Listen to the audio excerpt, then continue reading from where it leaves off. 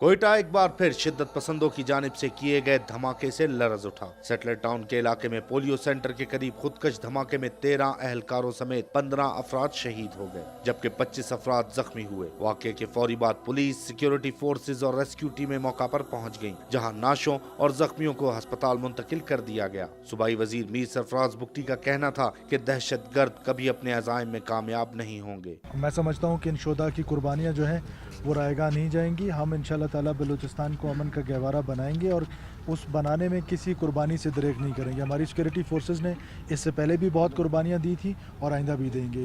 धमाके से करीबी इमारतों के शीशे टूट गए, जबकि मुतादिद गाड़ियों को नुकसान पहुंचा। बम डिस्पोजल स्क्वाड के मुताबिक धमाका खुदकश था, जिसमें 8 किलोग्राम बारूदी मवाद इस्तेमाल किया गया था। धमाके में जख्मी होने वाले अहलकारों का कहना था कि धमाके के बाद जाए वकुआ पर कयामत का मंजर था। हम लोग उधर ही मौजूद थे, पोलियो ड्यूटी पर तैनात थे।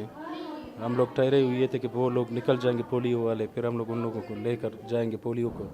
अचानक धमाका हुआ, फिर उसके बाद हम लोगों को कुछ पता नहीं चला। वाक़े की फौरी बाद वज़ीर आला बलूचिस्तान नवाब सनाउल्लाह खान ज़ैरी ने अमन और अमान से मुतालिक आला सतही इजलास बुलाया और वाक़े की रिपोर्ट भी तलब कर ली। हुकूमत की जानिब से वाक़े में शहीद होने वालों के लिए 10-10 जबकि जख्मियों के लिए 5-5 लाख रुपए का ऐलान किया गया। कैमरामैन खैर मोहम्मद बलोच के साथ रिजवान सईद, कैपिटल टीवी, कोयटा।